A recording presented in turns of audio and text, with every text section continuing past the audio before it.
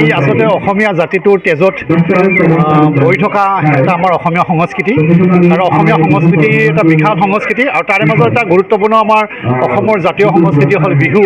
গতিকে চ'ত মাহ অহাৰ লগে লগে আমাৰ অসমীয়া ডেকা গাভৰু সকলোৰে মাজত মানে মনত এটা উৎসাহ উদ্দীপনা এটা আহি যায় আৰু তেনেকুৱা ক্ষেত্ৰত হয়তো মোৰো মানে চ'ত মাহ অহাৰ লগে লগে তেজত কিবা এটা আহি যায়, যিহেতু বিহুক ভাল পাওঁ।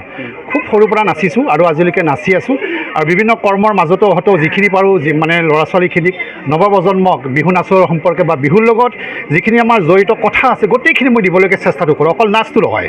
এতিয়া আমাৰ নৱপ্ৰজন্মই বহুখিনি নাজানে আমাৰ যিখিনি পৰম্পৰা আছে আৰু বিহুগীততো আমাৰ বহুখিনি আমাৰ পৰম্পৰা সা সঁজুলি আমাৰ ঘৰুৱা কিছুমান লোকবাদ্য বা ঘৰুৱা সঁজুলি এনেকুৱা কথা জড়িত আছে, এইখিনি নৱপ্ৰজন্ম নাজানে।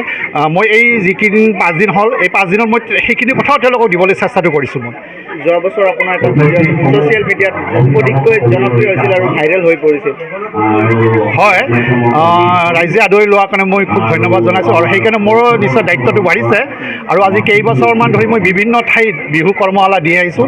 আৰু তাৰ উপৰিও মোৰ আমাৰ যিবিলাক আমাৰ মুকলি বিহু দল আছে সেই দলবিলাকক মই ৰাতি হ'লেও তেওঁলোকক আৰু দিয়াৰ চেষ্টাটো কৰি আহিছোঁ। চ'তৰ মাহৰ পৰা মই মোটামুটি 2 মাহ বিহুৰ লগত খুব জড়িত হৈ থাকোঁ। এমিন ডেন্স একাডেমীৰ পৰা বিহু নৃত্যৰ কৰ্মশালা আজি অন্তিমটো দিন আছিল। হয়, আজি অন্তিম দিন আৰু মই এই চেগতে মই এমিন ডান্স একাডেমীক খুব ধন্যবাদ জনাইছোঁ যে তেওঁলোকে একপক্ষীয়ভাৱে যিটো কৰ্মশালা কৰিছে, বিশেষকৈ আমাৰ নাচনীসকলক বিহু নাচৰ লগতে বিহুৰ কথাখিনি মানে তেওঁলোকক প্ৰশিক্ষণ দিয়াৰ যিটো ব্যৱস্থা কৰিছে, এই ক্ষেত্ৰত মই এমিন ডান্স একাডেমীৰ যিগৰাকী স্বত্বাধিকাৰী মই হৃদয়ৰ পৰা মই তেওঁক ধন্যবাদ জ্ঞাপন কৰিছোঁ। নাচনী অংশগ্ৰহণ কৰিছে, কেনেকুৱা দেখিছে, তেওঁলোকে পাৰিছেনে? প্ৰথম দিনাখন অলপমান থকজা লাগিছিল, তেওঁলোকক কেনেকৈ বুজাম, কেনেকৈ নাচবিলাক দিম, তেওঁলোকে বুজি পোৱা নোপোৱাৰ মাজত তেওঁলোকে আছিল। কিন্তু দ্বিতীয় দিনাখন অলপমান তেওঁলোকে অলপ আহিল, তৃতীয় দিনাখন অলপ আহিল আৰু এতিয়া তেওঁলোকে অন্ততঃ নাচটো ভালকৈ নাচিব নোৱাৰিলেও ভালেখিনি তেওঁলোকে বিহুৰ কথা কিন্তু তেওঁলোকে জ্ঞাত হৈছে। মই ইয়াৰ পিছতে আৰু মোৰ 22 তাৰিখৰ পৰা মোৰ 28 তাৰিখে নিতান্তত আছে।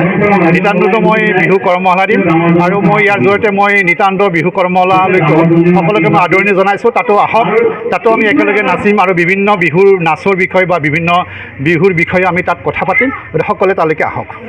যিকোনো খবৰৰ বাবে যোগাযোগ কৰক 7099017330 লগতে 7099017110 নম্বৰত।